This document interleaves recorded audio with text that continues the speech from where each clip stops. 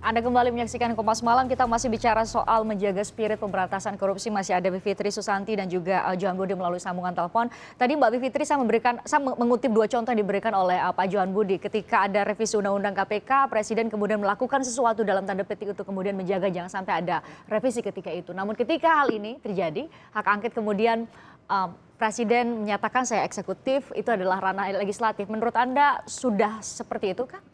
Ya, saya kira ini pertanyaan yang bagus sekali bahwa Christian mengutip dua ungkapan contoh Pak Johan tadi ya. Karena saya juga mau angkat satu kasus lain yang terjadi angket Senturi. Mungkin banyak sekali di antara kita yang ingat ya 2010 waktu itu.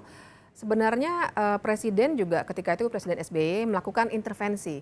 Tentu saja saya paham Pak Johan sebagai juru bicara tidak bisa berbicara terlalu keras dalam soal politiknya, harus bicara secara normatif. Tapi saya kira kita juga harus melihat dimensi politiknya bahwa Presiden sebagai bagian dari sebuah partai dan koalisi yang besar sebenarnya bisa.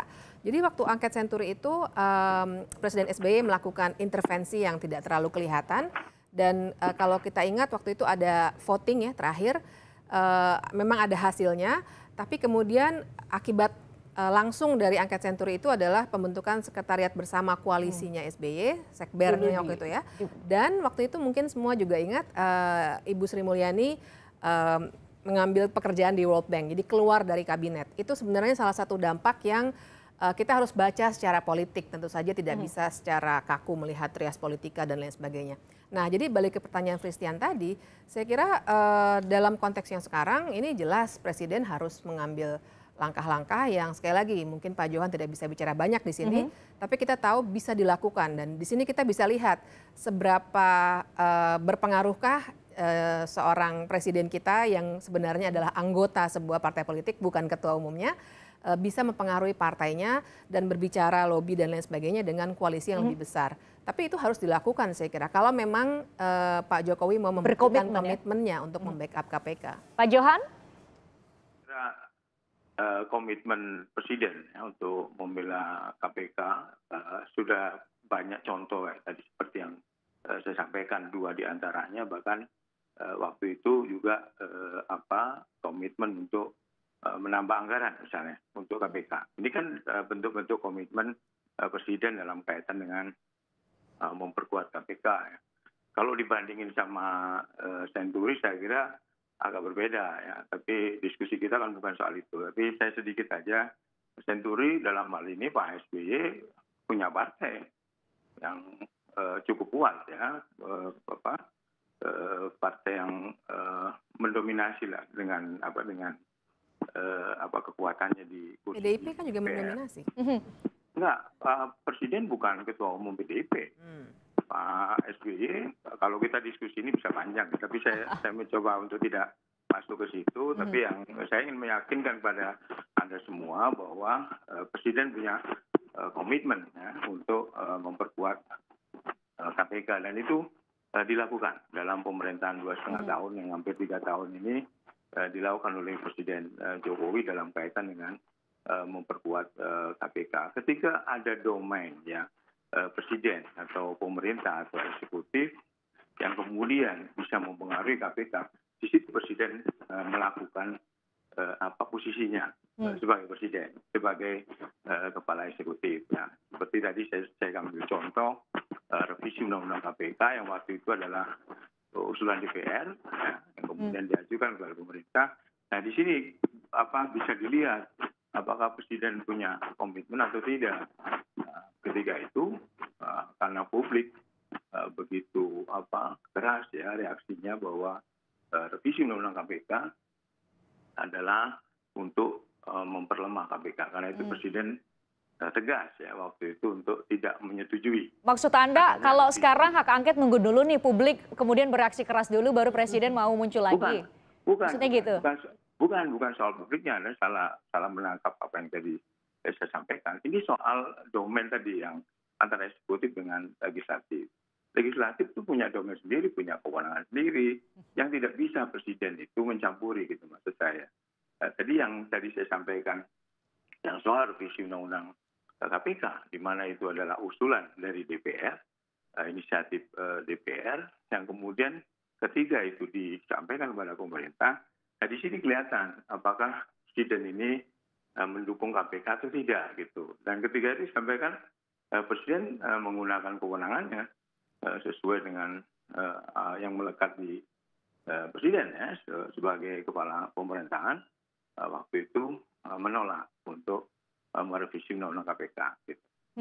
Mbak Bivitri, Anda melihat dengan kondisi presiden saat ini memang tidak bisa kemudian kita bandingkan secara langsung begitu antara Presiden SBY yang punya partai dulu dan yang sekarang enggak.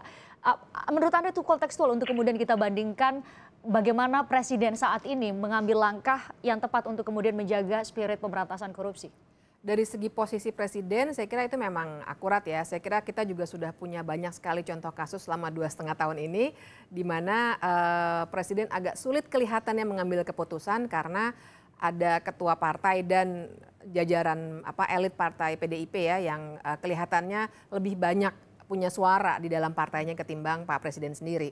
Nah, tapi saya ingin membandingkannya. Saya membandingkan dengan Senturi karena ini sama-sama hak angket ya, dengan konteks tadi bahwa nggak bisa intervensi langsung tapi ada gerakan politik yang bisa dilakukan. Ya.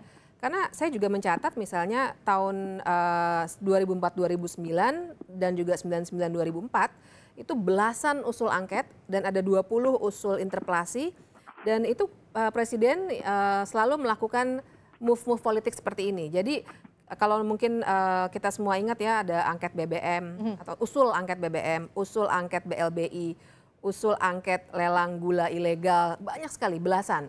Tapi karena ada move dari presiden secara politik, maka banyak yang akhirnya tidak disetujui.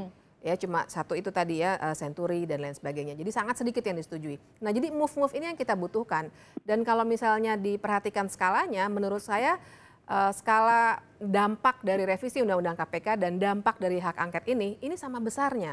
Karena ini kan seperti DPR ini mau menekan KPK untuk membuka suatu kasus, jelas sekali konflik of interest-nya, ya, terutama kasus IKTP ini. Dan juga yang kedua DPR juga membuat suatu preseden, ini yang saya khawatirkan. Kalau misalnya nanti berkali-kali ada kasus yang menyangkut anggota KPK, anggota DPR bisa jadi akan selalu menggunakan pendekatan ini. Dilawan lagi KPK-nya, dilawan lagi KPK-nya.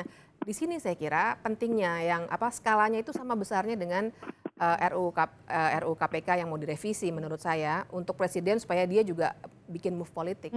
Jadi menurut Anda langkah saat ini dengan kondisi saat ini situasi politik dan juga hukum, menurut Anda seharusnya apa yang dilakukan oleh Presiden Jokowi saat ini? Saya kira itu tadi ya, satu dia harus melakukan move-move politik yang mungkin sekali lagi Pak Johan kurang bisa banyak mengeksplorasi, kita bisa memahami posisinya, tapi itu harus dilakukan.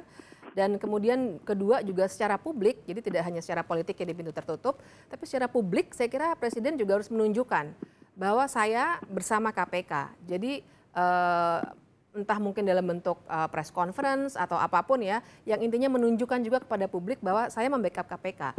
Dan harapannya dengan itu DPR semakin turun legitimasinya untuk melakukan hak angket IKTP ini. Ini yang paling tidak harus dilakukan secepatnya. Ada kalimat yang bagus tadi dari Mbak Bivitri bahwa saya bersama KPK. Bagaimana kemudian Presiden mengejawantahkan kalimat saya bersama KPK itu untuk kemudian disaksikan oleh publik bahwa betul pemerintahnya, kepala pemerintahannya sekaligus kepala negara, orang nomor 1 di negara ini mendukung penuh pemberantasan korupsi, Pak Johan. Ya, kalau soal statement mungkin Mbak Fitri belum baca ya. Presiden kalau nggak salah sudah 3 kali ngomongnya. Termasuk kemarin ya ketemu dengan pimpinan KPK ya. Soal hak angket itu KPK harus diperkuat. Itu sering dilakukan kalau hanya sekedar statementnya. Tapi kalau soal lobby-lobby politik, saya tidak tahu apakah itu dilakukan atau tidak. Karena saya kan tidak masuk dalam ritme kerja seperti itu gitu ya di dalam istana. Saya sih tidak tahu apakah Presiden juga melakukan itu, kan tidak selalu harus ditunjukkan. Yang ingin saya sampaikan juga apa benar yang tadi sampaikan bahwa angket yang dulu itu batal, angket zamannya Pak SBY itu batal hanya karena mau Presiden. Nah, itu perlu dicari dulu, perlu di riset apa benar, apa ada faktor-faktor lain yang mempengaruhi bahwa angket itu tidak jadi dilaksanakan. Di zaman Pak Jokowi juga karena ada hak angket beberapa kali ya soal ojek kalau nggak salah ya. Saya lupa. Ada beberapa kali yang sempat dikemukakan 1-2 anggota DPR, tapi kemudian hilang ya, tidak jadi dilakukan gitu ya. Dan ada yang membedakan menurut saya antara Pak SBY dengan Pak Jokowi. Pak SBY itu punya Partai Demokrat yang dulu ketua umum ya, sampai sekarang kalau nggak salah ya, atau apa ya, yang mendirikan punya partai lah Demokrat ya. Punya partai lah yang begitu kuat ya. Beda dengan ketua umum yang lain ya, kecuali Bu Mega. Mungkin Bu Mega bisa disamakan dengan Pak SBY dalam konteks dengan partainya ya. Pak SBY ini kan mendirikan Demokrat yang begitu kuat, dia punya tangan di DPR itu. Orang pasti yang Demokrat menjalankan apa yang disampaikan oleh Pak SBY. Ini perbedaannya ya.